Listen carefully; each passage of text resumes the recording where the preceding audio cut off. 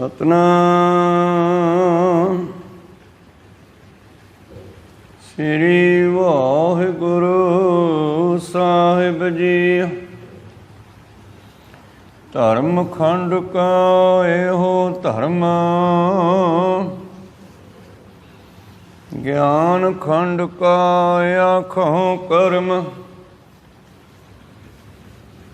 ਕੀਤੇ ਪਵਨ ਪਾਣੀ ਮੈਂ ਸੰਤਰ,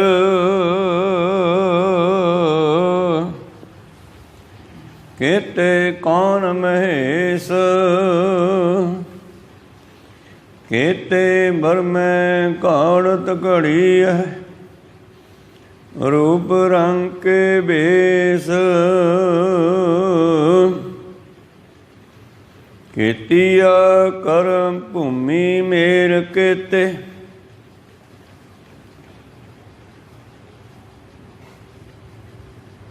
ਕੀਤੇ ਤੂੰ ਉਪਦੇਸ਼। ਕੀਤੇ ਸਿੱਧ ਬੁੱਧ ਨਾਥ ਕੀਤੇ, ਕੀਤੇ ਇੰਦ ਚੰਦ ਸੂਰ ਕੀਤੇ। ਕੀਤੇ ਮੰਡਲ ਦੇਸ, ਕੀਤੇ ਸਿੱਧ ਬੁੱਧ ਨਾਥ ਕੀਤੇ।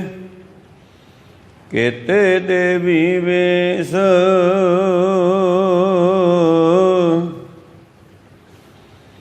ਕੀਤੇ ਦੇਵ ਦਾਨ ਮੁਨ ਕੀਤੇ।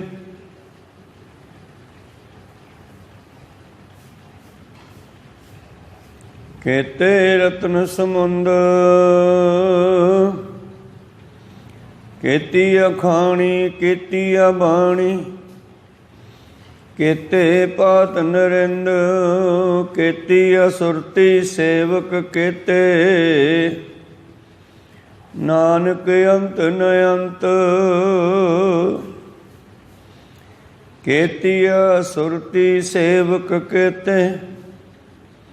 ਨਾਨਕ ਅੰਤ ਨ ਅੰਤ। ਵਾਹਿਗੁਰੂ ਜੀ ਕਾ ਖਾਲਸਾ, ਵਾਹਿਗੁਰੂ ਜੀ ਕੀ ਫਤਿਹ। ਆਓ ਗੁਰੂ ਪਿਆਰੇ, ਗੁਰੂ ਸਵਾਰੇ, ਸਤਸੰਗੀ ਜਣੋ, ਰੋਜ਼ਾਨਾ ਦੀ ਤਰ੍ਹਾਂ ਪਾਤਸ਼ਾਹ ਜੀ ਕੀ ਅਪਾਰ ਕਿਰਪਾ ਬਖਸ਼ਿਸ਼ ਦਾ ਸਦਕਾ ਅੰਮ੍ਰਿਤ ਵੇਲੇ ਤੋਂ ਲੈ ਕਰਕੇ ਹੀ ਪਾਤਸ਼ਾਹ ਜੀ ਦੇ ਚਰਨਾਂ ਕਮਲਾਂ ਵਿਖੇ ਹਾਜ਼ਰੀਆਂ ਲਵਾ ਰਹੇ ਹੋ। ਆਓ ਪਵਿੱਤਰ ਬਾਣੀ ਦੀ ਵਿਚਾਰ ਨਾਲ ਜੁੜਨਾ ਕਰੀਏ ਜੀ। ਪਿਛਲੇ ਦਿਨੀਂ ਆਪਾਂ ਸਰਵਣ ਕਰ ਰਹੇ ਸੀ ਪੌੜੀ ਰਾਤੀ ਰੁੱਤੀ ਥਿੱਤੀ ਵਾਰ, ਪਵਨ ਪਾਣੀ ਅਗਨੀ ਪਾਤਾਲ। ਇਸ ਵਿੱਚ ਧਰਤੀ ਥਾਪ ਰੱਖੀ ਧਰਮਸਾਲ। ਪਰਮੇਸ਼ਰ ਨੇ ਧਰਤੀ ਧਰਮਸ਼ਾਲਾ ਬਣਾ ਕੇ ਇਹਦੇ ਉੱਤੇ ਅਨੇਕਾਂ ਤਰ੍ਹਾਂ ਦੇ ਜੀਵ ਪੈਦਾ ਕੀਤੇ ਔਰ ਇਹ ਧਰਮਸ਼ਾਲ ਰੂਪ ਧਰਤੀ ਜਿਹੜੀ ਹੈ ਨਾਮ ਜਪਣ ਦੇ ਲਈ ਬਣਾਈ। ਜੀਵ ਇੱਥੇ ਆਇਆ ਅਨੇਕਾਂ ਤਰ੍ਹਾਂ ਦੇ ਕਰਮ ਕਰਦਾ ਹੈ, ਪਰ ਇਹ ਧਰਤੀ ਧਰਮ ਦੇ ਵਾਸਤੇ ਬਣਾਈ ਸੀ। ਸਗਲੀ ਧਰਤੀ ਸਾਧ ਕੀ, ਤਸਕਰ ਵੈਸੇ ਗਾਹੇ। ਇਹਦੇ ਉੱਤੇ ਚੋਰ ਡਾਕੂ ਠੱਗ ਲੁਟੇਰੇ ਵੀ ਪੈਦਾ ਹੋ ਗਏ। ਜਿਵੇਂ ਜ਼ਿਮੀਂਦਾਰ ਨੇ ਖੇਤ ਵਾਹਿਆ ਫਸਲ ਬੀਜਣ ਵਾਸਤੇ, ਪਰ ਉਹਦੇ ਵਿੱਚ ਲੇਹਾ ਭਖੜਾ ਆਦਿ ਜਿਹੜੇ ਘਾਹ ਫੂਸ ਹੈ ਉਹ ਆਪੇ ਪੈਦਾ ਹੋ ਗਏ। ਇਸੇ ਤਰ੍ਹਾਂ ਹੀ ਇੱਕ ਧਰਤੀ ਹੈ ਸਾਡਾ ਹਿਰਦਾ, ਮਨੁੱਖਾ ਜੀਵਨ। ਭਈ ਪ੍ਰਾਪਤ ਮਨੁੱਖ ਦੇ ਹੁਰੀਆ, ਗੋਬਿੰਦ ਮਿਲਨ ਕੀ ਇਹੋ ਤੇਰੀ ਬਰੀਆ। ਨਾਮ ਜਪਣ ਲਈ ਦਿੱਤਾ ਸਾਨੂੰ, ਔਰ ਇਹਦੇ ਵਿੱਚ ਵੀ ਮਨੁੱਖ ਦੇ ਵਿਕਾਰ ਪੈਦਾ ਹੋ ਗਏ। ਉਸੇ ਤਰ੍ਹਾਂ ਜਿਵੇਂ ਧਰਤੀ ਦੇ ਵਿੱਚ ਬਿਨਾਂ ਬੀਜਿਆਂ ਹੀ ਲੇਹਾ ਭਖੜਾ ਆਦਿ ਘਾਹ ਫੂਸ ਕਾਹ ਕੰਡਾ ਪੈਦਾ ਹੋ ਗਿਆ। ਜ਼ਿਮੀਂਦਾਰ ਨੇ ਉਹ ਤਾਂ ਬੀਜਿਆ ਨਹੀਂ, ਉਹ ਆਪੇ ਉਗਰਿਆ ਆ। ਇਸੇ ਤਰ੍ਹਾਂ ਹੀ ਗੁਰੂ ਪਿਆਰਿਓ, ਸਾਡਾ ਜਿਹੜਾ ਜੀਵਨ ਹੈ ਮਿਲਿਆ ਤਾਂ ਨਾਮ ਜਪਣ ਵਾਸਤੇ ਹੈ, ਪਰ ਇਹਦੇ ਵਿੱਚ ਵਿਕਾਰ ਜਿਹੜੇ ਹਨ ਉਹ ਆਪੇ ਪੈਦਾ ਹੋ ਗਏ। ਔਰ ਮਨ ਦਾ ਸੁਭਾਅ ਹੈ ਨੀਵੇਂ ਨੂੰ ਜਾਣਦਾ, ਜਿਵੇਂ ਪਾਣੀ ਨੀਵੇਂ ਨੂੰ ਜਾਂਦਾ ਹੈ। ਪਾਣੀ ਤੋਂ ਬਣਿਆ ਇਹ ਸਰੀਰ ਹੈ, ਇਹ ਵੀ ਨੀਵੇਂ ਨੂੰ ਭਾਵ ਨੀਚਤਾ ਨੂੰ, ਮਾੜੇ ਕੰਮਾਂ ਨੂੰ ਬੜੀ ਜਲਦੀ ਜਾਂਦਾ ਹੈ। ਜਿਵੇਂ ਉੱਤੋਂ ਕੋਈ ਚੀਜ਼ ਸਿੱਟੀਏ ਜਲਦੀ ਆਉਂਦੀ ਹੈ, ਪਾਣੀ ਉੱਪਰ ਚੜਾਉਣਾ ਹੋਵੇ ਤੇ ਮੋਟਰ ਲਾਉਣੀ ਪੈਂਦੀ ਆ। ਇਸੇ ਤਰ੍ਹਾਂ ਹੀ ਇਹ ਮਨ ਜਿਹੜਾ ਨੀਵੇਂ ਪਾਸੇ ਨੂੰ, ਮਾੜੇ ਪਾਸੇ ਨੂੰ ਬੜੀ ਛੇਤੀ ਜਾਂਦਾ ਹੈ। ਨਾਮ ਨਾਲ ਜੋੜਨਾ ਬਹੁਤ ਔਖਾ ਹੈ। ਤੋ 34ਵੀਂ ਪੌੜੀ ਵਿੱਚ ਧੰਨ ਧੰਨ ਸ੍ਰੀ ਗੁਰੂ ਨਾਨਕ ਦੇਵ ਜੀ ਨੇ ਸਿੱਧਾਂ ਦੇ ਪੁੱਛਣ ਤੇ ਦੱਸਿਆ ਸੀ ਬਈ ਜੀਵ ਇੱਥੇ ਲੈਣ ਕੀ ਆਇਆ ਹੈ। ਧਰਮ ਖੰਡ ਕਾ ਇਹੋ ਧਰਮ। 34ਵੀਂ ਪੌੜੀ ਦੀ ਆਖਰੀ ਪੰਕਤੀ ਹੈ ਇਹ। 34ਵੀਂ ਪੌੜੀ ਦੀ ਆਖਰੀ ਹੈ ਤੇ 35ਵੀਂ ਦੀ ਪਹਿਲੀ ਹੈ। ਭਾਵ ਇਸ ਪੌੜੀ ਦਾ ਇਸ਼ਾਰਾ ਉੱਪਰ ਨੂੰ ਹੈ ਕਿ ਜਿਹੜੀਆਂ ਵਿਚਾਰਾਂ ਮੈਂ ਤੁਹਾਨੂੰ 34ਵੀਂ ਪੌੜੀ ਵਿੱਚ ਦਿੱਤੀਆਂ, ਇਹ ਧਰਮ ਦੀਆਂ ਵਿਚਾਰਾਂ ਹਨ ਕਿ ਧਰਮ ਕਿਹੋ ਜਿਹਾ ਹੋਣਾ ਚਾਹੀਦਾ ਜਾਂ ਧਰਮ ਕੀ ਹੈ। ਔਰ ਜਿਨ੍ਹਾਂ ਨੇ ਧਰਮ ਕਮਾ ਲਿਆ ਉਹ ਫਿਰ ਅਗਲੇ ਅਵਸਥਾ ਵਿੱਚ ਜਾਂਦੇ ਹੈ। ਧਰਮ ਖੰਡ ਕਾ ਇਹੋ ਧਰਮ। ਹੁਣ ਗਿਆਨ ਖੰਡ ਕਾ ਆਖੋਂ ਕਰਮ। ਹੁਣ ਮੈਂ ਅੱਗੇ ਗਿਆਨ ਖੰਡ ਦੀ ਗੱਲ ਕਰਦਾ ਹਾਂ ਕਿ ਗਿਆਨ ਖੰਡ ਦੇ ਵਿੱਚ ਕੀ ਕੁਝ ਹੈ। ਜਦੋਂ ਕਿਸੇ ਬੰਦੇ ਨੂੰ ਗਿਆਨ ਹੁੰਦਾ ਤੇ ਫੇਰ ਹੀ ਉਹ ਕਹਿੰਦਾ ਨਾ ਕਿ ਬੱਲੇ ਬੱਲੇ ਬਈ ਆਹ ਤਾਂ ਮੈਂ ਪਹਿਲਾਂ ਕਦੇ ਵੇਖਿਆ ਹੀ ਨਹੀਂ ਸੀਗਾ। ਕਿਸੇ ਬੰਦ ਪਏ ਕਮਰੇ ਨੂੰ ਖੋਲ੍ਹ ਦਈਏ ਤੇ ਉਹਦੇ ਵਿੱਚ ਪਿਆ ਹੋਇਆ ਅਸਮਾਨ ਦੇਖ ਕੇ ਬੰਦਾ ਉਹਨੂੰ ਗਿਣਨ ਲੱਗ ਜਾਵੇ, ਬਈ ਇਹਦੇ ਵਿੱਚ ਕਿੰਨਾ ਕੁਝ ਪਿਆ, ਕਮਾਲ ਹੋ ਗਈ। ਪਰ ਉਹਦਾ ਪਤਾ ਕਦੋਂ ਲੱਗਿਆ? ਜਦੋਂ ਉਹਦਾ ਗੇਟ ਖੁੱਲ੍ਹ ਗਿਆ। ਇਸੇ ਤਰ੍ਹਾਂ ਹੀ ਇਹ ਸ੍ਰਿਸ਼ਟੀ ਵਿੱਚ ਕੀ ਕੁਝ ਹੈ ਜਾਂ ਮਨੁੱਖ ਦੇ ਅੰਦਰ ਕੀ ਕੁਝ ਹੈ, ਇਹ ਵੀ ਜਿੱਦੇ ਧਰਮ ਦੇ ਵਿੱਚ ਚੱਲੂਗਾ, ਗਿਆਨ ਹੋਊਗਾ, ਫਿਰ ਪਤਾ ਲੱਗੂਗਾ ਕੀ ਕੁਝ। ਜਿਨ੍ਹਾਂ ਨੂੰ ਗਿਆਨ ਹੋਇਆ ਉਹਨਾਂ ਨੇ ਦੱਸਿਆ, ਮਤ ਵਿੱਚ ਰਤਨ ਜਵਾਹਰ ਮਾਨਕ, ਜੇ ਇੱਕ ਗੁਰ ਕੀ ਸਿੱਖ ਸੁਣੀ। ਜੇ ਗੁਰੂ ਦੀ ਸਿੱਖਿਆ ਨੂੰ ਗ੍ਰਹਿਣ ਕਰ ਲਵੇਂ ਤੇ ਤੈਨੂੰ ਪਤਾ ਲੱਗੂ ਤੇਰੇ ਮਤ ਵਿੱਚ ਕਿੰਨਾ ਕੁਝ ਭਰਿਆ ਪਰਮੇਸ਼ਰ ਨੇ। ਇਸੇ ਗੱਲ ਨੂੰ ਭਗਤ ਪੀਪਾ ਜੀ ਕਹਿੰਦੇ, ਜੋ ਬ੍ਰਹਮੰਡੇ ਸੋਈ ਪਿੰਡੇ, ਜੋ ਖੋਜੈ ਸੋ ਪਾਵੈ। ਪੀਪਾ ਪ੍ਰਣਵੈ ਪਰਮ ਤਤ ਹੈ, ਸਤਿਗੁਰ ਹੋਏ ਲਿਖਾਵੈ। ਤਾਂ ਭਗਤ ਪੀਪਾ ਜੀ ਕਹਿੰਦੇ, ਮੈਨੂੰ ਪਤਾ ਲੱਗਿਆ ਕਿ ਮੈਂ ਪਰਮ ਤੰਤ ਦੀ, ਪਰਮੇਸ਼ਰ ਦੀ ਜਿਹੜੀ ਹੈ ਅੰਸ਼ ਵੰਸ਼ ਹਾਂ। ਪੀਪਾ ਪ੍ਰਣਵੈ, ਪ੍ਰਣਵੈ ਦਾ ਹੁੰਦਾ ਪੈਰੀਂ ਪੈਣਾ, ਮਤਲਬ ਕਿ ਬੇਨਤੀ ਕਰਦਾ। ਭਗਤ ਪੀਪਾ ਜੀ ਪ੍ਰੇਮ ਸਹਿਤ ਬੇਨਤੀ ਕਰਦੇ ਹਨ ਕਿ ਅਸੀਂ ਸਾਰੇ ਪਰਮੇਸ਼ਰ ਦੀ ਅੰਸ਼ ਹਾਂ। ਕੇਵਲ ਆਪਦੇ ਵਾਸਤੇ ਨਹੀਂ ਕਹਿੰਦੇ, ਸਾਡੇ ਵਾਸਤੇ ਵੀ ਕਹਿੰਦੇ ਹੈ। ਔਰ ਹੋਰ ਫਕੀਰਾਂ ਨੇ ਇੱਦਾਂ ਕਿਹਾ, ਘਟ ਘਟ ਮੈਂ ਹਰਜੂ ਵਸੈ, ਸੰਤਨ ਕਹਿਓ ਪੁਕਾਰ। ਕਿ ਸਾਰਿਆਂ ਦੇ ਵਿੱਚ ਪਰਮੇਸ਼ਰ ਦੀ ਅੰਸ਼ ਹੈ। ਇਹ ਜੀਵ ਪਰਮੇਸ਼ਰ ਦਾ ਹੀ ਦੂਸਰਾ ਰੂਪ ਹੈ। ਉਹ ਸੂਖਮ ਹੈ, ਇਹਨੇ ਅਸਥੂਲ ਰੂਪ ਸਰੀਰ ਧਾਰਨ ਕਰ ਲਿਆ। ਤੋ 35ਵੀਂ ਪੌੜੀ ਦੀ ਆਰੰਭਤਾ ਕਰਦੇ ਹੋਏ ਕਹਿੰਦੇ, ਧਰਮ ਖੰਡ ਕਾ ਇਹੋ ਧਰਮ। ਜਿਹੜਾ ਮੈਂ ਤੁਹਾਨੂੰ 34ਵੀਂ ਪੌੜੀ 'ਚ ਦੱਸਿਆ ਹੈ, ਇਹ ਧਰਮ ਖੰਡ ਧਰਤੀ 'ਤੇ ਆ ਕੇ ਜੀਵ ਨੇ ਧਰਮ ਕਿਵੇਂ ਕਮਾਉਣਾ ਹੈ।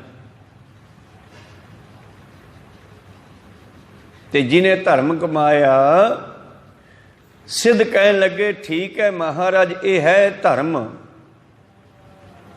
ਇਸ ਦੇ ਕਮਾਉਣ ਦਾ ਕੀ ਫਾਇਦਾ ਹੋਵੇਗਾ? ਸਤਿਗੁਰੂ ਪਾਤਸ਼ਾਹ ਜੀ ਕਹਿੰਦੇ, ਧਰਮ ਖੰਡੀਆਂ ਦਾ ਕਰਮ ਪਿਛਲੀ ਪੌੜੀ ਵਿੱਚ ਕਿਹਾ ਗਿਆ ਹੈ। ਇਸ ਪੌੜੀ ਵਿੱਚ ਸਿੱਧ ਕਹਿੰਦੇ ਮਹਾਰਾਜ ਇਹਦਾ ਕੀ ਫਾਇਦਾ ਹੋਵੇਗਾ। ਪਾਤਸ਼ਾਹ ਕਹਿੰਦੇ ਇਹਦਾ ਫਾਇਦਾ ਇਹ ਹੋਵੇਗਾ, ਮਨੁੱਖ ਦੀ ਅਗਿਆਨਤਾ ਖਤਮ ਹੋ ਜਾਵੇਗੀ। ਜਿਹੜੇ ਕਰਮਕਾਂਡ ਕਰਦਾ ਇਹ ਖਤਮ ਹੋ ਜਾਣਗੇ, ਸੱਚ ਦਾ ਗਿਆਨ ਹੋ ਜਾਊਗਾ, ਝੂਠ ਨੂੰ ਛੱਡ ਜਾਵੇਗਾ। ਗਿਆਨੈ ਕਾਰਨ ਕਰਮ ਅਭਿਆਸ, ਜਿੰਨੇ ਵੀ ਕਰਮ ਮਨੁੱਖ ਕਰਦਾ ਹੈ, ਚਾਹੇ ਕੋਈ ਮੰਦਿਰਾਂ ਵਿੱਚ ਜਾਂਦਾ ਹੈ, ਚਾਹੇ ਕੋਈ ਗੁਰੂ ਘਰ 'ਚ ਆਉਂਦਾ ਹੈ, ਚਾਹੇ ਮੁਸਲਮਾਨ ਵੀਰ ਨਮਾਜ਼ ਕਰਦੇ ਆ, ਇਹਨਾਂ ਦੇ ਪਿੱਛੇ ਕਿਸੇ ਨੂੰ ਪਤਾ ਕਿਸੇ ਨੂੰ ਨਹੀਂ ਪਤਾ। ਇੱਕੋ ਇੱਕ ਮਕਸਦ ਹੈ, ਮਨੁੱਖ ਆਪਣੇ ਆਪ ਨੂੰ ਜਾਣਨ ਦੀ ਕੋਸ਼ਿਸ਼ ਕਰ ਰਿਹਾ ਹੈ ਕਿ ਮੇਰਾ ਅਸਲੀਅਤ ਕੀ ਹੈ। ਕਿਸੇ ਨੂੰ ਇਸ ਗੱਲ ਦਾ ਪਤਾ ਲੱਗਿਆ ਕਿ ਮੈਂ ਜਾਣਾ, ਤੇ ਕਿਸੇ ਨੂੰ ਨਹੀਂ ਪਤਾ ਲੱਗਿਆ, ਫਿਰ ਵੀ ਉਹ ਜਾ ਰਿਹਾ ਧਾਰਮਿਕ ਸਥਾਨ ਤੇ। ਇਸ ਧਾਰਮਿਕ ਸਥਾਨ ਤੇ ਜਾਣ ਦਾ ਇੱਕੋ ਇੱਕ ਮਕਸਦ ਹੈ, ਮਨੁੱਖ ਆਪਣੇ ਪਿਛੋਕੜ ਨੂੰ, ਆਪਣੀ ਅਸਲੀਅਤ ਨੂੰ ਜਾਣੇ ਕਿ ਮੈਂ ਕੌਣ ਆ, ਕਿੱਥੋਂ ਆਇਆ, ਕੀ ਲੈਣ ਆਇਆ, ਔਰ ਜਿੱਥੋਂ ਮੈਂ ਆਇਆ ਉੱਥੇ ਵਾਪਸ ਕਿਵੇਂ ਜਾ ਸਕਦਾ। ਤੋ ਬੜਾ ਮਾਣ ਹੈ ਸਾਨੂੰ ਗੁਰੂ ਨਾਨਕ ਦੇ ਘਰ ਤੇ ਕਿ ਇੱਥੇ ਸਾਨੂੰ ਇਹ ਗੱਲ ਸਮਝਾਉਣ ਵਾਸਤੇ ਗੁਰੂਆਂ ਨੇ ਗੁਰਬਾਣੀ ਨੂੰ ਗੁਰੂ ਬਣਾ ਕੇ ਸਦਾ ਸਦਾ ਲਈ ਗਾਈਡੈਂਸ, ਉਪਦੇਸ਼, ਮਾਰਗਦਰਸ਼ਨ ਪੈਦਾ ਕਰ ਦਿੱਤਾ। ਹੁਣ ਰਹਿੰਦੀ ਦੁਨੀਆ ਤੱਕ ਦੁਨੀਆ ਜਨਮ ਲਵੇਗੀ, ਨਵੇਂ ਬੱਚੇ ਪੈਦਾ ਹੋਣਗੇ ਔਰ ਗੁਰਬਾਣੀ ਤੋਂ ਮਾਰਗਦਰਸ਼ਨ ਲੈਂਦੇ ਰਹਿਣਗੇ। ਇੱਥੇ ਨਾ ਕੋਈ ਬੁੱਤ ਪੂਜਾ ਹੈ, ਨਾ ਕੋਈ ਕਬਰ ਦੀ ਪੂਜਾ ਹੈ, ਨਾ ਕੋਈ ਇੱਥੇ ਕਿਸੇ ਬਿਲਡਿੰਗ ਦੀ ਪੂਜਾ ਹੈ। ਔਰ ਇੱਥੇ ਜੇ ਪੂਜਾ ਹੈ ਤੇ ਕੇਵਲ ਸ਼ਬਦ ਦੀ, ਔਰ ਸ਼ਬਦ ਦੀ ਵੀ ਕੇਵਲ ਪੂਜਾ ਨਹੀਂ ਕਰਨੀ। ਪਾਤਸ਼ਾਹ ਕਹਿੰਦੇ ਸੁਣਿਆ ਮੰਨਿਆ ਮਨ ਕੀਤਾ ਭਾਉ। ਸੁਣਿਆ, ਸੁਣ ਕੇ ਮੰਨਿਆ ਤੇ ਮੰਨ ਕੇ ਉਸ ਤੇ ਚੱਲਣਾ ਕੀਤਾ, ਤੇ ਫਿਰ ਤੁਹਾਨੂੰ ਕਿਧਰੇ ਭਟਕਣ ਦੀ ਲੋੜ ਨਹੀਂ ਪੈਣੀ। ਅੰਤਰਗਤ ਤੀਰਥ ਮਲ ਨਹਾਓ, ਫਿਰ ਤੁਹਾਡੇ ਅੰਦਰੇ ਹੀ ਸਾਰੇ ਤੀਰਥ ਪੈਦਾ ਹੋ ਜਾਣਗੇ। ਤਾਂ ਇਸ ਤਰ੍ਹਾਂ ਗੁਰੂ ਪਿਆਰਿਓ, ਸਿੱਧਾਂ ਨੇ ਬੇਨਤੀ ਕੀਤੀ ਅਗਲੀ ਸਤਿਗੁਰੂ ਗੁਰੂ ਨਾਨਕ ਦੇਵ ਮਹਾਰਾਜ ਜੀ ਨੂੰ, ਮਹਾਰਾਜ ਕਿਰਪਾ ਕਰੋ। ਕਰਮਕਾਂਡਾਂ ਦੀ ਗੱਲ ਤਾਂ ਸਾਨੂੰ ਸਮਝ ਆ ਗਈ ਵੀ ਦੁਨੀਆ ਵਿੱਚ ਕਰਮਕਾਂਡ ਬੜਾ ਹੈ, ਪਖੰਡ ਬੜਾ ਹੈ।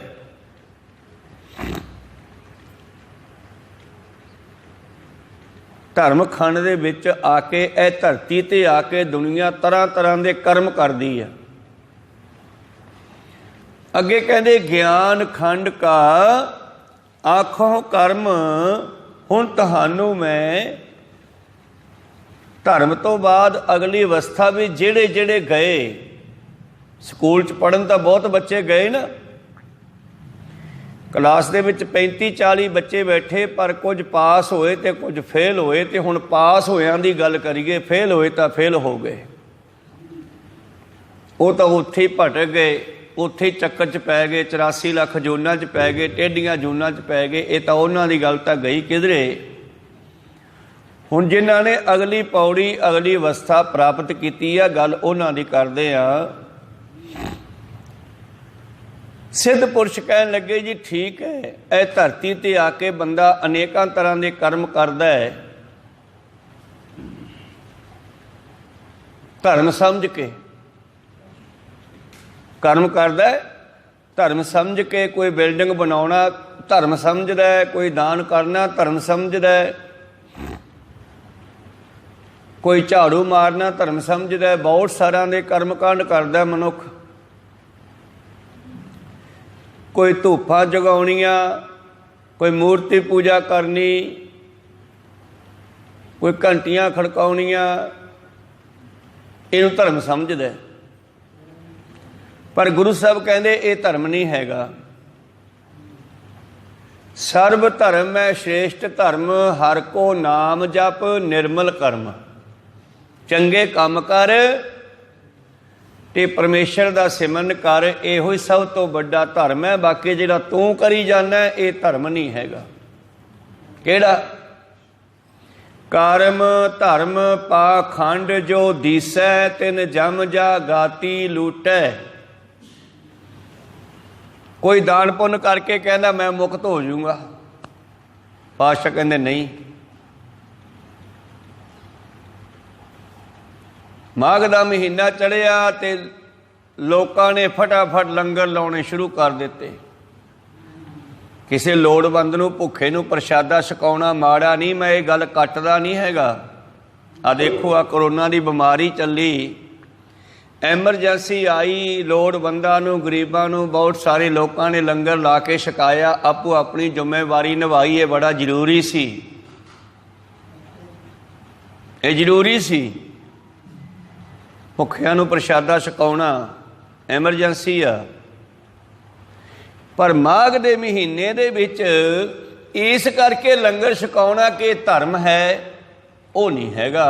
जे कोई कहे कि मैं माघ दा महीना ते मैं सारा महीना लंगर लावांगा पूरियां दा, ते माघ टपदियां ही अगले महीने विच लंगर बंद कर देवे, फिर की फायदा। को सतनाम श्री।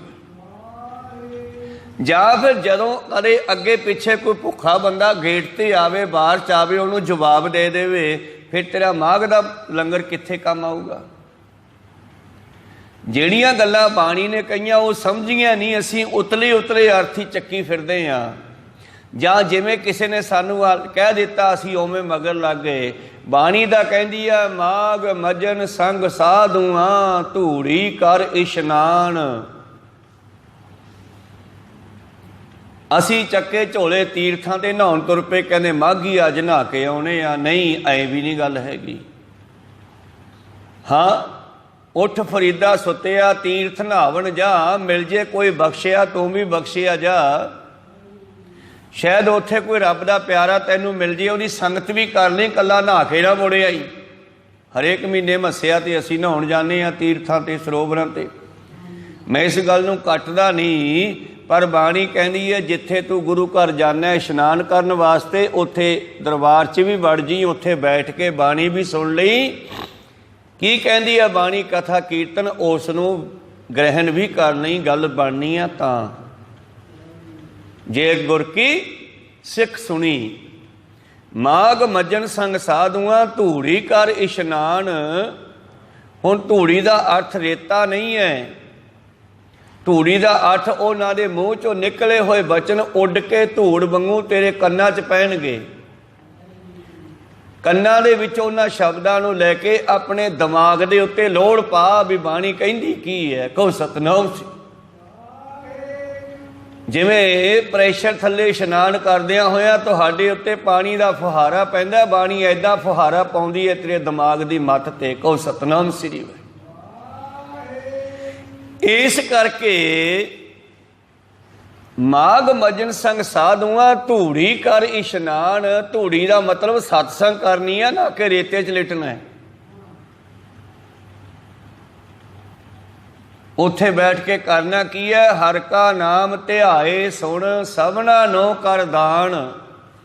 हरि का नाम उत्थे बैठ के ध्या सिमर सुन, और अगे भी रिपीट कर, दूजिया नाल भी साझा कर। ये गल गुरु नूं बड़ी चंगी लगती है।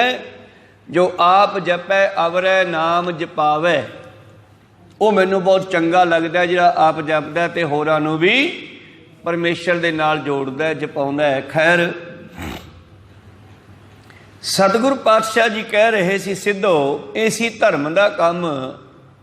कर्म धर्म पाखंड जो दिसै, तिन जम जा गाती लूटै। मैं निकलना चाहता सी, पर मुड़ के फिर शब्द मैनू उत्थे ले आया। कर्म धर्म पाखंड जो दिसै, जिहड़े कर्म असी धर्म दे नाम ते करदे आं भी आ साडा धर्म है, तां उहनां दे पिछे साडे दिमाग 'च किते ख्याल हुंदा है भी असी आ पुन्न करांगे ते सानू इह 36 गुणा जां 70 गुणा वध मिलेगा।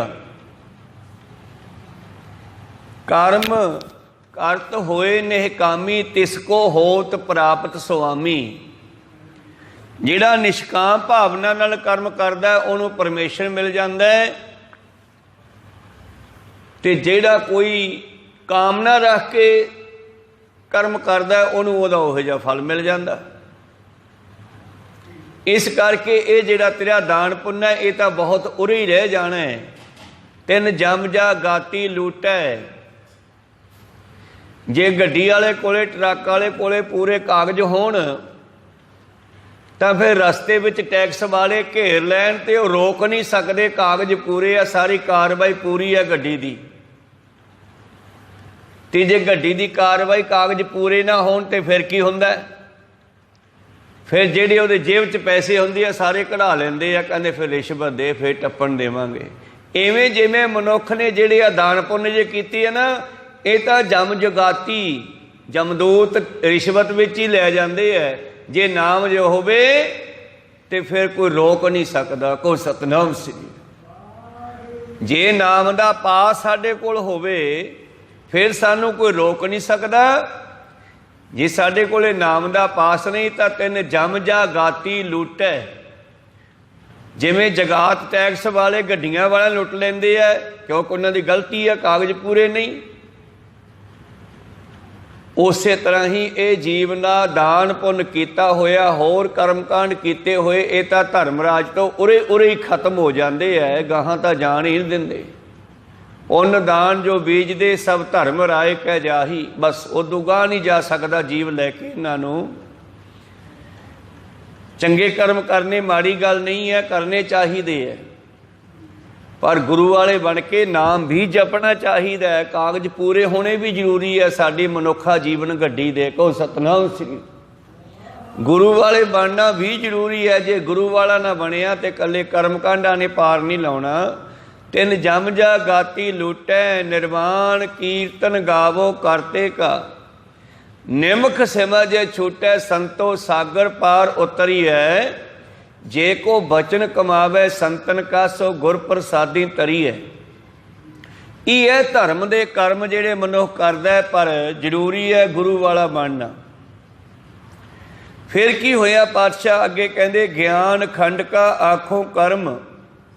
ਹੁਣ ਤੁਹਾਨੂੰ ਮੈਂ ਗਿਆਨ ਖੰਡ ਦੀ ਗੱਲ ਕਰਦਾ। ਜਦੋਂ ਇਹ ਜੀਵ ਗਿਆਨ ਵਿੱਚ ਪਹੁੰਚਦਾ, ਜਦੋਂ ਇਹਨੂੰ ਗਿਆਨ ਪ੍ਰਾਪਤ ਹੁੰਦਾ ਹੈ, ਪਰਮੇਸ਼ਰ ਦੀ ਕਿਰਪਾ ਬਖਸ਼ਿਸ਼ ਦਾ ਸਦਕਾ, ਫਿਰ ਕੀ ਹੁੰਦਾ ਹੈ? ਇਹਦਾ ਦੇਖਣਾ ਬਦਲ ਜਾਂਦਾ ਹੈ। ਅੱਖ ਸਾਡੀ ਆਹੀ ਰਹਿੰਦੀ ਹੈ, ਪਰ ਸਮੇਂ ਸਮੇਂ ਤੇ ਬਦਲਦੀ ਰਹਿੰਦੀ ਹੈ। ਮਾਂ ਨੂੰ ਕਿਸੇ ਹੋਰ ਢੰਗ ਨਾਲ ਦੇਖਦਾ ਹੈ, ਮਾਂ ਨੂੰ ਵੀ ਪਿਆਰ ਨਾਲ ਦੇਖਦਾ ਹੈ। ਪਤਨੀ ਨੂੰ ਵੀ ਦੇਖਦਾ, ਉਹਨੂੰ ਵੇਖਣ ਦਾ ਹੋਰ ਢੰਗ ਹੈ। ਭੈਣ ਨੂੰ ਹੋਰ ਢੰਗ ਨਾਲ ਵੇਖਦਾ ਹੈ। ਕਿਸੇ ਦੀ ਲੜਕੀ ਨੂੰ ਹੋਰ ਢੰਗ ਨਾਲ ਵੇਖਦਾ ਹੈ। ਇਹ ਅੱਖਾਂ ਬਦਲਦੀਆਂ ਰਹਿੰਦੀਆਂ, ਵੇਖਣ ਦਾ ਢੰਗ ਵੀ ਮਨੁੱਖ ਦਾ ਬਦਲਦਾ ਰਹਿੰਦਾ ਹੈ। ਗਿਆਨ ਨਹੀਂ ਹੋਇਆ ਤੇ ਮਨੁੱਖ ਨੂੰ ਸੰਸਾਰ ਕੁਝ ਹੋਰ ਦਿਸਦਾ ਹੈ। ਕਬੀਰ ਸਾਹਿਬ ਜੀ ਇਹ ਗੱਲ ਗਿਆਨ ਹੋਣ ਤੋਂ ਪਹਿਲਾਂ ਦੀ ਕਰਦੇ ਹੈ। ਕਬੀਰ ਜਗ ਕਾਜਲ ਕੀ ਕੋਠਰੀ ਅੰਧ ਪਰੇ ਤਿਸ ਮਾਹੇ। ਜਦੋਂ ਗਿਆਨ ਨਹੀਂ ਹੋਇਆ ਮਨੁੱਖ ਨੂੰ ਤਾਂ ਇਹ ਸੰਸਾਰ ਵਿਕਾਰਾਂ ਦਾ ਘਰ ਹੈ ਤੇ ਮਨੁੱਖ ਇਹਦੇ ਵਿੱਚ ਅੰਨ੍ਹਿਆਂ ਵਾਂਗੂ ਚੱਲਦਾ ਹੈ। ਅੰਨ੍ਹੇਵਾਹ, ਜਿਵੇਂ ਕੋਈ ਕੋਲਿਆਂ ਦੇ ਕੋਠੇ ਵਿੱਚੋਂ ਅੰਨ੍ਹੇਵਾਹ ਲੰਘੇ ਤੇ ਫਿਰ ਕੀ ਹੁੰਦਾ ਹੈ? ਚੋਲਾ ਕੱਪੜੇ ਨਾਲ ਵੱਜ ਕੇ ਕਾਲੇ ਹੋ ਜਾਂਦੇ ਆ। ਕਹੋ ਸਤਨਾਮ ਸ੍ਰੀ। ਕਾਲੇ ਕੜਾਹਿਆਂ ਦੇ ਕੋਲ ਦੀ ਟੱਪੀਏ, ਕਾਲੇ ਭਾਂਡਿਆਂ ਕੋਲ ਦੀ ਟੱਪੀਏ। ਸਿਆਣਾ ਬੰਦਾ ਕੱਪੜੇ ਇਕੱਠੇ ਕਰਕੇ ਫੜ ਲੈਂਦਾ ਵੀ ਕਾਲੇ ਨਾ ਹੋ ਜਾਣ। ਔਰ ਬੇਪਰਵਾਹ ਬੰਦਾ, ਅੰਨਾ ਬੰਦਾ, ਭਾਵ ਆਪਦੀ ਮਸਤੀ ਵਿੱਚ, ਹੰਕਾਰ ਵਿੱਚ ਮਸਤ, ਉਹਨਾਂ ਭਾਂਡਿਆਂ ਦੇ ਵਿੱਚ ਵੱਜ ਜਾਂਦਾ ਹੈ, ਕੱਪੜੇ ਕਾਲੇ ਹੋ ਜਾਂਦੇ ਆ। ਇਸੇ ਤਰ੍ਹਾਂ ਹੀ ਸੰਸਾਰ ਕੋਲਿਆਂ ਦਾ ਕੋਠਾ, ਵਿਕਾਰਾਂ ਦਾ ਘਰ ਹੈ ਤੇ ਦੁਨੀਆ ਇਹਦੇ ਵਿੱਚ ਅੰਨੀ ਹੋ ਕੇ ਚੱਲਦੀ ਹੈ। ਅੰਧ ਪਰੇ ਤੇ ਸਮਾਹੇ ਹਉ ਬਲਿਹਾਰੀ ਤਿੰਨ ਕੋ ਪੈਸ ਜੋ ਨੀਕਸ ਜਾਹੇ। ਮੈਂ ਬਲਿਹਾਰੇ ਜਾਵਾਂ, ਆਏ ਤਾਂ ਆਪਾਂ ਸਾਰੇ ਆ। मैं उन्हां तो बलिहारे जाना जिहड़े इहदे विचों अपने आप नूं बचा के टप गए। कहो सतनाम श्री। इसे गल नूं इत्थे कोलियां दा कोठा कहा ते अगे जाके धन धन श्री गुरु अमरदास महाराज जी इसे गल नूं कहंदे, जग ये संसार तुम देखदे एहो हर का रूप है, हर रूप नदरी आया। यही संसार तुहानू हरि का रूप भी दिखाई देवेगा। पर जदों ज्ञान हो गया फिर एक भाई कन्हैया है, ਉਹਦੀ ਵੇਖਣ ਦੀ ਨਿਗਾਹ कुछ होर है, ਤੇ ਜਿਹੜੇ शिकायत लाउंदे आ गुरु गोबिंद सिंह जी कोल ਉਹਨਾਂ ਦੀ दृष्टि कुछ होर है। ਅੱਖਾਂ ਉਹੋ ਹੀ ਆ। ਕਹੋ सतनाम। ਵੇਖਣ ਦਾ फर्क रह गया ना। जद शिकायत लाई कि कन्हैया दुश्मनों नूं पानी पिआउंदा, जद कन्हैया जी नूं पुछया वो कहते जी मैं तो किसी नूं पानी नहीं पियाया हजे तक। कहो सतनाम श्री। बादशाह कहते तेरी ड्यूटी लाई सी जंग के मैदान च पानी पिआउण दी। कहते हाँ जी पानी वो तो मैं पिआउणा, फिर किहनूं पिआउणा है? कहता जी मैं तो बुक देखना, मैनूं तो बुक तुहाडा लगदा, मैं तो तुहानूं ही पानी पिआउणा, होर किसी नूं नहीं पिआउंदा। कहो सतनाम श्री।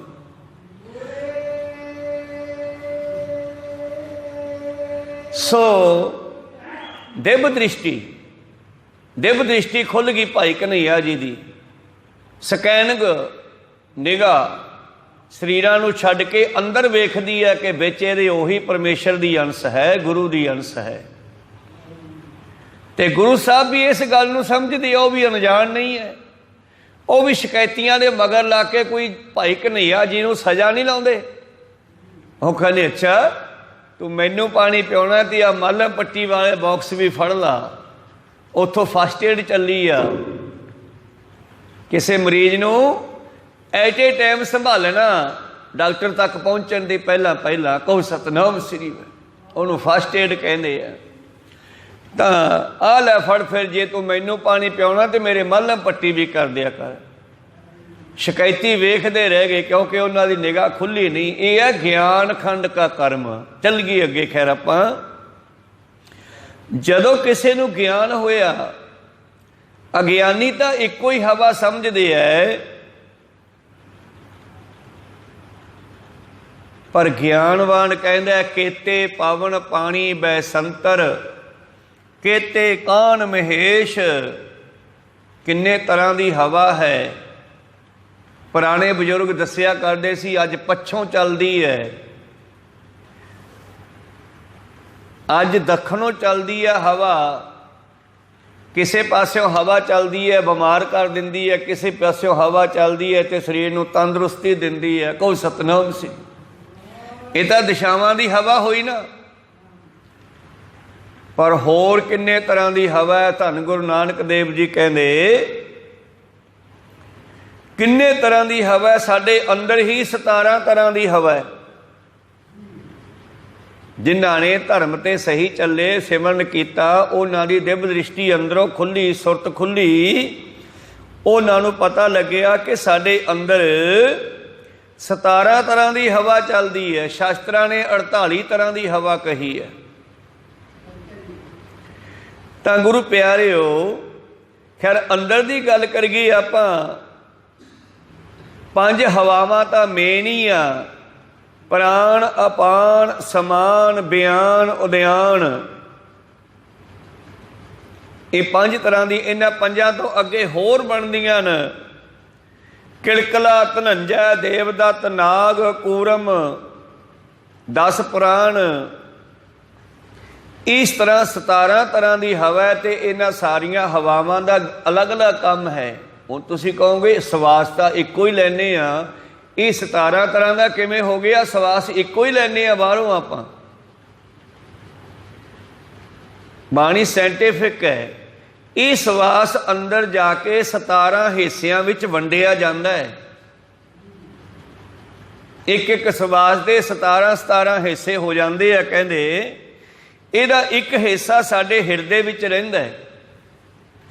ਧੁਨੀ ਤੋਂ ਜਿਹੜੀ ਨਾੜੂ ਆ ਬੱਚੇ ਨਾਲ ਜੁੜਿਆ ਹੁੰਦਾ ਹੈ, ਉਹ ਨਾੜੂ ਆ।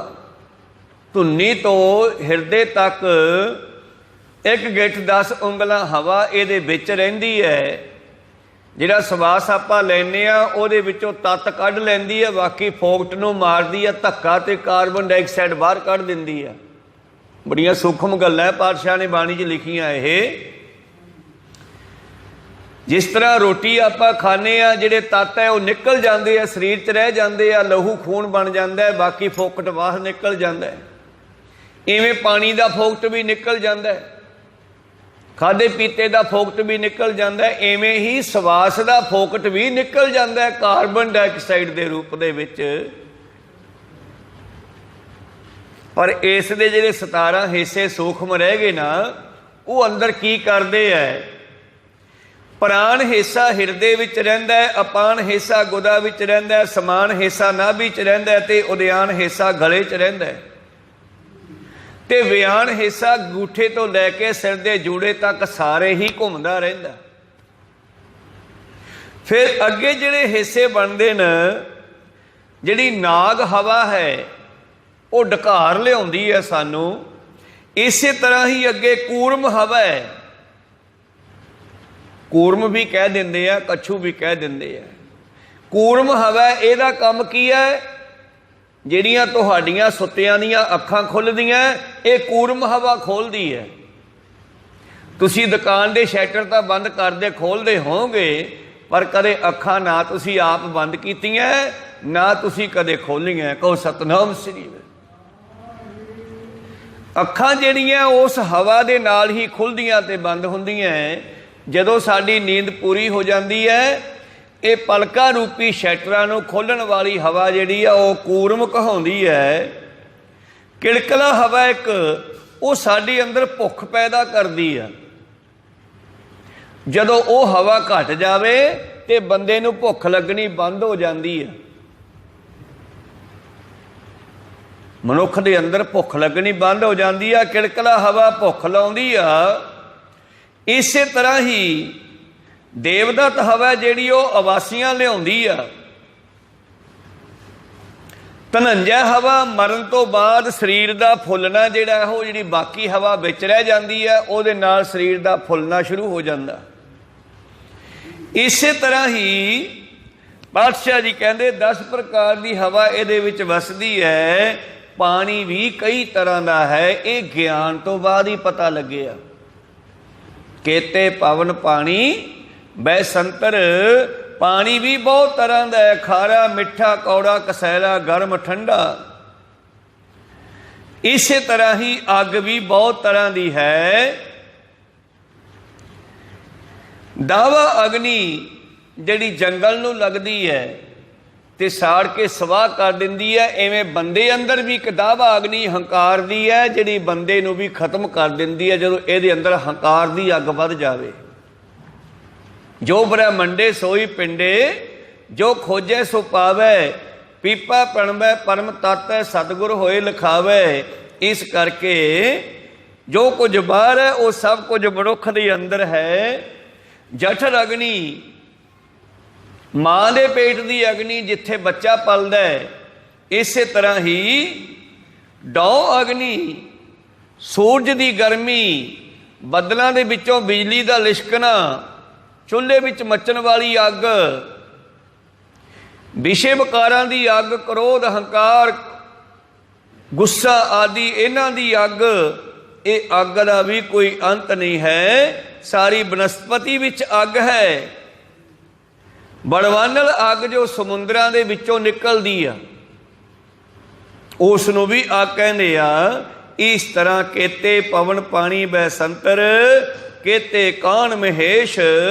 ਕਹਿੰਦੇ ਜੇ ਗੱਲ ਕਰੀਏ ਆ ਜਿਨ੍ਹਾਂ ਨੂੰ ਹਿੰਦੂ ਮਤ ਵਿੱਚ ਦੇਵਤੇ ਕਿਹਾ ਜਾਂਦਾ ਹੈ, ਜਾਂ ਜਿਹੜੇ ਅਵਤਾਰ ਹੋਏ ਹਨ, ਕ੍ਰਿਸ਼ਨ ਜੀ ਨੂੰ ਮੰਨਦੇ ਆਪਾਂ, ਦੁਨੀਆ ਮੰਨਦੀ ਹੈ, ਤੋ ਹਿੰਦੁਸਤਾਨ ਦੇ ਵਿੱਚ ਕੇਵਲ ਤੇ ਕੇਵਲ ਇੱਕੋ ਹੀ ਕ੍ਰਿਸ਼ਨ ਨੂੰ ਜਾਣਦੇ ਆ। ਪਰ ਬਾਣੀ ਕਹਿੰਦੀ ਕ੍ਰਿਸ਼ਨ ਦੇ ਵੀ ਬਹੁਤ ਅਵਤਾਰ ਹੈ ਤੇ ਸ਼ਿਵ ਜੀ ਦੇ ਵੀ ਬਹੁਤ ਅਵਤਾਰ ਹੈ, ਮਹੇਸ਼ ਵੀ ਬਹੁਤ ਹੈ।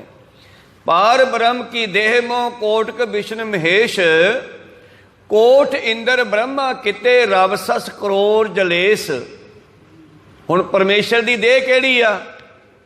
देह तो ਉਹਦੀ है ही नहीं कि 10वें पातशाह कहने, पर यह सारी सृष्टि परमेश्वर का विराट स्वरूप है, ये ਉਹਦੀ देह है। कुदरत करके वसिया सोए